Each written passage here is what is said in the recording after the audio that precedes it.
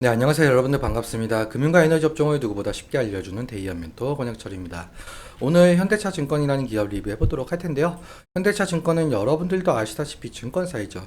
최근 대체로 은행, 증권, 보험, 즉 금융주들이 실적 발표를 앞두고 기업 밸류업의 모멘텀과 함께 상승 중에 있는데요. 사실 기업 밸류업 프로그램은 야당인 민주당의 선택이 상당히 중요하죠. 이 이유에 대해서와 기업 밸류업 일정과 함께 알아보면서 같이 확인해 볼 텐데요. 천천히 얘기 나눠보도록 하겠습니다. 먼저 시작하기 전에 저희 데이업 채널에 오시면은 모든 종목들을 커버해 드리고 있으니까 찾아와 주시면 정말 감사하겠고, 제 영상도 끝까지 지켜봐 주시면서 댓글로 궁금하신 것들 남겨주시면은 다음 영상에서 말씀을 드리도록 하겠습니다. 그럼 현대차 증권 바로 보도록 할게요. 일단 현대차 증권 같은 경우 증권사로 투자 매매업, 중개업, 집합투자업 등등 사업을 진행을 하고 있죠. 그리고 사실 대부분의 금융사들과도 마찬가지로 시장에서 저평가를 받고 있는 기업이기도 한데요. 일단 여러분들도 아시다시피 올해 1월 말쯤부터 해서 이 기업 밸류업 프로그램 이슈가 있었잖아요. 주요 내용 짤막하게 좀 살펴보자면, 상장사의 주요 투자 지표를 활용해서 시가총액 및 업종별로 비교 공시를 하겠고, 상장사들에게 기업 가치 개선 계획을 공표하도록 권고하고, 기업 가치 개선 우수기업으로 선정이 되면 우수기업 등으로 구성된 지수개별 및 상장 지수 펀드를 도입하겠다는 내용이었습니다. 그러니까 기업 밸류업 프로그램 취지 같은 경우 저평가되어 있는 기업을 가치 개선시킨다는 정책이었죠. 세부 내용 같은 경우 2월에 발표가 되었었는데, 사실 세부 내용 발표되자마자 실망이 큰 부분이 있었습니다. 그렇다면 세부 내용 함께 보도록 할게요. 2월 26일에 구체적 방안이 좀 발표가 되었었는데, 이때 1차 세미나를 열면서 금융위원회는 기업 밸류업 지원 방안, 즉 한국 증시 저평가 해소를 위해서 7월부터 상장사들에게 기업 가치 재고 계획을 스스로 공시하도록 하겠다라고 밝혔고, 그리고 다음 달인 2차 세미나를 열면서 6월 중으로 가이드라인을 최종 확정시킨다라고 했죠.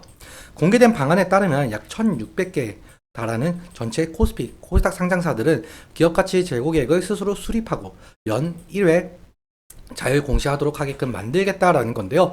기업 가치 개선 계획에는 총 6단계로 진행이 되는데, 먼저 현황 진단, 그리고 목표 설정, 계획 수립, 이행, 평가, 소통, 이 6단계에 대한 내용이 담겨져 있었습니다.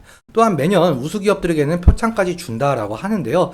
그런데 사실상 기업들 공시는 하반기부터 시작이 되고, 실제 지수 개발은 3분기에 완료가 되고, 공시 인센티브 같은 경우는 내년부터라는 내용 때문에 실제 시행 시기까지는 너무 기나긴 시간이 걸린다라는 평가를 받았었죠. 그래서 기업 밸류업 프로그램이 기대에 미치지 못한다라는 말까지 나왔었는데, 그래서 기업 밸류업으로 상승했었던 저평가 종목들이 실망 매물을 상당히 뱉어냈었죠. 그런데 며칠 전에 최상무 기재부 장관께서 미국 워싱턴 기자 간담회에서 말씀을 해주신 게 있는데, 기업 밸류업 프로그램을 변함없이 추진을 한다라고 밝혔었죠. 그래서 현재 저평가 종목들이 상당한 상승의 모습을 좀 보여주고 있는데, 그리고 이틀 전 오후에 이 기업 밸류업 자율 공시를 하반기에서 5월로 앞당긴다라고 하면서 기업 밸류업 정책에 좀 속도를 내고 있는 상황인데요.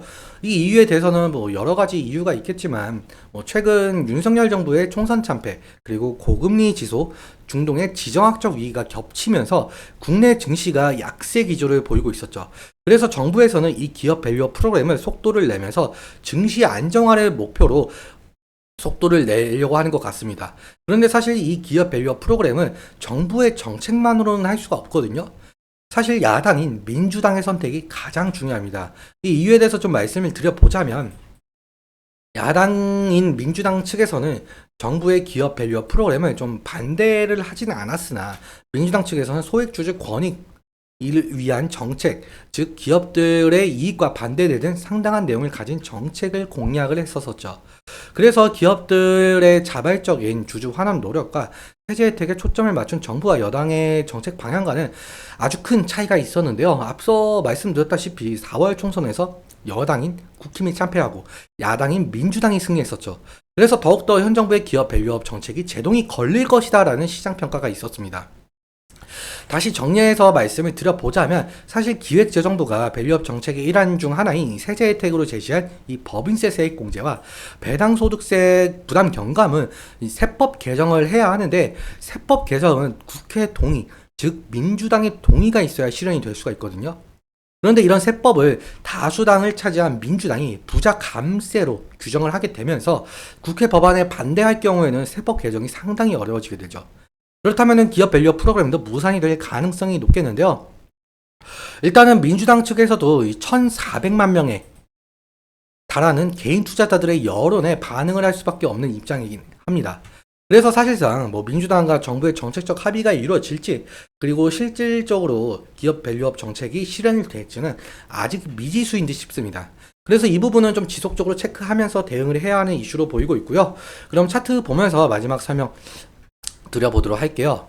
일단 현대차 증권 같은 경우 아무래도 금융사이다 보니까 금융 테마 형성과 호실적 기대감을 모멘텀으로 작용을 하면서 주가 변동성을 좀 나타내고 있는데요.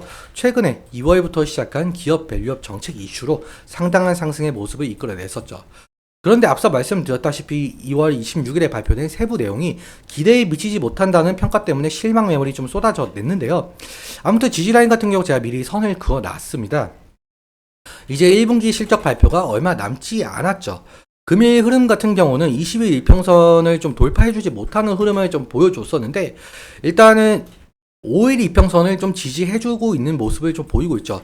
그래서 5일 이평선 부근이 지지라인이 될 가능성이 높겠는데요. 그래서 1분기 양호한 실적 전망을 바탕으로 확실하게 5일 이평선을 지지해주면서 21일 이평선까지 돌파를 한다면은 상당한 상승을 이끌어낼 수가 있을 것 같은데요. 근데 하지만 만약에 1분기 실적이 안 좋게 나오거나 기업 밸류업 정책이 무산이 된다라고 한다면 실망 매물이 또 쏟아질 가능성이 있겠죠. 그렇다면 지지라인 이탈될 가능성도 있을 것 같은데요. 지지라인 이탈 시에는 리스크적인 관리가 필요할 수 있을 것 같습니다. 그리고 사실상 기업 밸류업 정책이 야당의 반대를 무릅쓰고 시행이 될지는 아직 모르겠지만 만약에 기업 밸류업 정책이 시행이 된다라고 한다면 현재 저평가를 받고 있는 금융, 즉 증권, 은행, 보험이 테마를 형성하면서 지속적인 상승을 일으킬지 좀 지켜봐야 될 것 같습니다.